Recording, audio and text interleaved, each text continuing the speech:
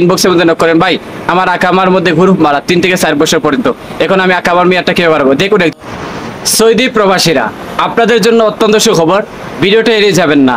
যারা সৌদি আরবে বসবাস করেন, যারা অনেক দিনের স্বপ্ন নিয়ে সৌদি আরবে ফাড়ি দিয়েছেন, আপনার স্বপ্নটা বাস্তবায়ন হবে, আপনাদের স্বপ্নটা ঠিক তাই বাস্তব হতে যাচ্ছে।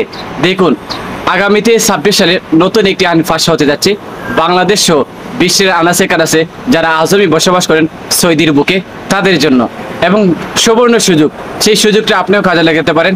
আপনারা যারা অবৈধ অনেক দিন ধরে চিন্তাগ্রস্ত, কফিল পাচ্ছেন না, কফিলকে 10-12 হাজার বা 8 হাজার 10 হাজার 9 হাজার 5 হাজার যার কাছ থেকে যত নিতে পারে কফিল ফায়দা আবার মেয়াদ বাড়ানোর জন্য, এখন থেকে 26 সাল থেকে কফিলের কাছে আপনার কোনো ফায়দা দিতে হবে না, আপনার আকাবার মেয়াদটা আপনি নিজেই বাড়াতে পারবেন। সেটা কিভাবে সম্ভব? অনেকে আমাকে বলতে পারেন আমি মিথ্যা নিউজ দেই, বা আমি মিথ্যা নিউজ দেয় নাই। সৌদির যে বর্তমানে সরকারি কর্মকর্তা রয়েছেন তাদের সাথে আমি আলোচনা করছি এই বিষয়টা নিয়ে, তাদেরকে জিজ্ঞাসা করছি যে 26 সাল নতুন একটি আইন হতে যাচ্ছে, কফিলে আর কোনো পদ্ধতি থাকবে না, সম্পূর্ণ পদ্ধতি হয়ে যাবে সরকারি পদ্ধতি, আকামার মেয়াদ সরকারের মাধ্যমে বাড়ানো যাবে।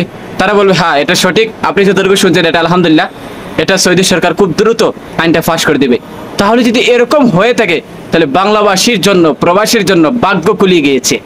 আমরা চাই এরকম হোক। আর আমরা যারা কফিলের মাধ্যমে, কফিল অনেক সময় আকার হুরুফ মেরে দেয়, তার মাধ্যমে কাফালা হওয়ার পর তাকে টাকা পয়সা না দেওয়ার কারণে অনেকে আমাকে ইনবক্সের মধ্যে নক করেন, ভাই আমার আকামার মধ্যে গ্রুপ মারা 3 থেকে 4 বছর পর্যন্ত, এখন আমি আকামার মেয়াদটা কিভাবে বাড়াবো। দেখুন একজন আমাকে কিন্তু উনি প্রশ্ন করেছেন, আমি কোনো মিথ্যা ভাই বলি নাই।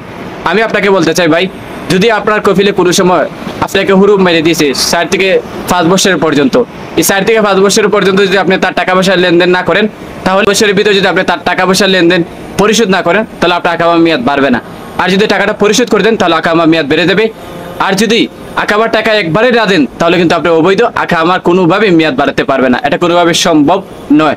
সুতরাং কফিলের সাথে আপনি যোগাযোগ করুন, যোগাযোগ করে আপনার আকামাটা মেয়াদ কীভাবে বাড়াবেন সেটা আপনি চিন্তা ভাবনা করুন, তাহলে ইনশাল্লাহ আপনার আকামা ঠিক হওয়ার সম্ভাবনা রয়েছে। আর কফিলে যে রেন্টটা রয়েছে সেটা পরিশোধ করে দিলে কফিল আপনাকে হুরুফ তুলে দেবে, আপনি আকামা মেয়াদ বাড়াতে পারবেন।